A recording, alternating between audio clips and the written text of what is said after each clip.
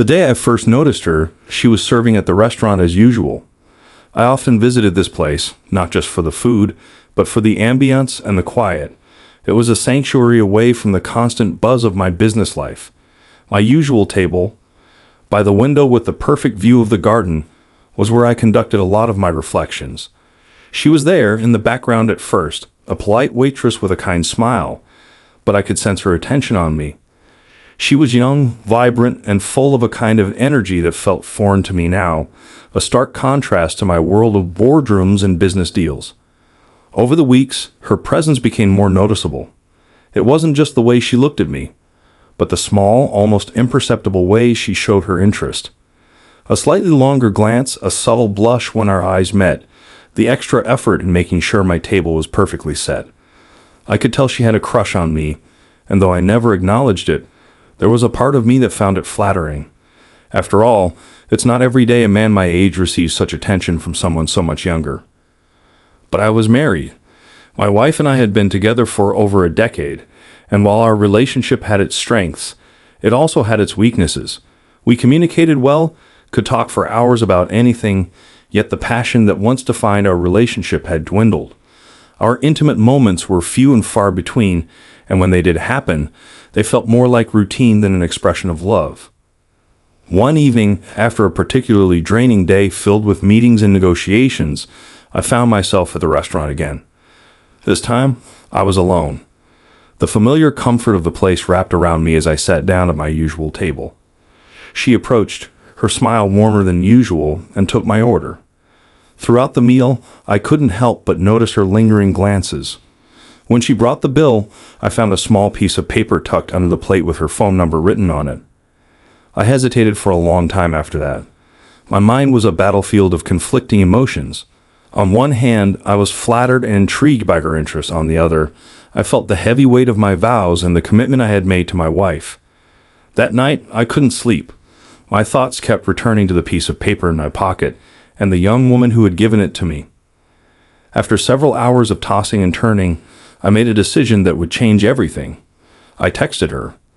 The conversation was innocent at first, filled with small talk and light banter.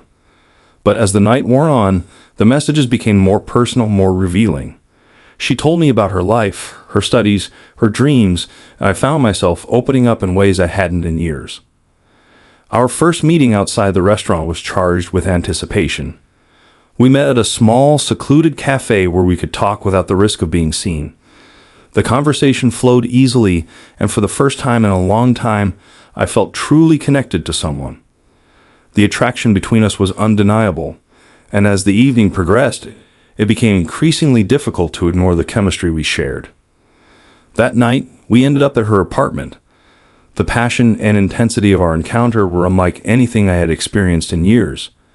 It was as if all the pent-up frustration and longing I had been carrying were finally released. In her arms, I felt alive again, rekindling the part of myself that I had thought was lost forever. But the morning after brought with it a wave of guilt and regret. I had betrayed my wife, the woman who had stood by me through thick and thin. The weight of my actions pressed down on me, and though I tried to push the feelings away, they lingered, a constant reminder of my infidelity. Despite my resolve to end things, the young woman continued to text me, her messages filled with longing and desire. I tried to ignore her, to put an end to the affair, but the pull was too strong. Each time we met, the connection we shared seemed to grow deeper, and I found it increasingly difficult to stay away. My relationship with my wife began to suffer. The guilt I felt seeped into every aspect of our life together. I became distant, preoccupied, and she could sense that something was wrong. Yet, whenever she asked, I would brush it off, unwilling to confront the truth. Our conversations, once filled with warmth and understanding, became strained and awkward. In the midst of this turmoil, the young woman became a source of comfort. With her, I could escape the reality of my failing marriage, if only for a little while. Our encounters were passionate and intense, a stark contrast to the emotional distance I felt with my wife. But every time I left her apartment, the guilt returned, stronger than before. One evening, as I sat alone in my study, my wife entered the room. She looked at me with a mixture of sadness and determination. "We need to talk," she said, her voice trembling. I knew then that she had discovered the truth. The confrontation that followed was painful and heartbreaking. She demanded to know why I had betrayed her, what had gone wrong between us. I had no answers. All I could do was apologize and try to explain the emptiness I had been feeling.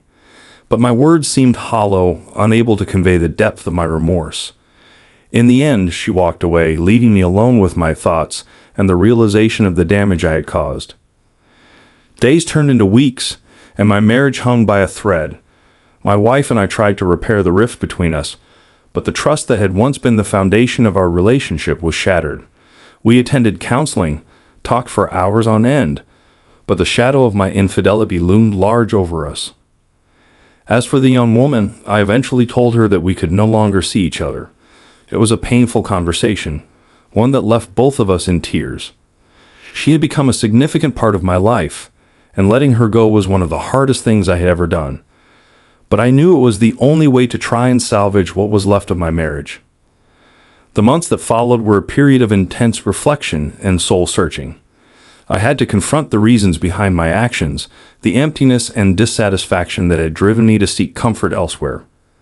Slowly, my wife and I began to rebuild our relationship, step by painful step. It wasn't easy, and there were times when it felt like an impossible task. But we persevered, driven by a shared desire to find our way back to each other. In the end, the affair with the young woman was a wake-up call, a stark reminder of what I stood to lose. It forced me to reevaluate my priorities, to confront the issues in my marriage head-on. And though the road to healing was long and fraught with challenges, it also brought my wife and me closer together in ways we hadn't imagined. Looking back, I realized that the affair was a symptom of deeper problems, not just within my marriage, but within myself. It was a painful chapter in my life, one that I deeply regret. But it also taught me valuable lessons about love, commitment, and the importance of communication. Now, as I sit at my usual table in the restaurant, I no longer see the young waitress. She left shortly after we ended things, and I hope she found the happiness she deserves. My wife and I continue to work on our relationship, and though we have a long way to go, there is a sense of hope and renewed commitment between us.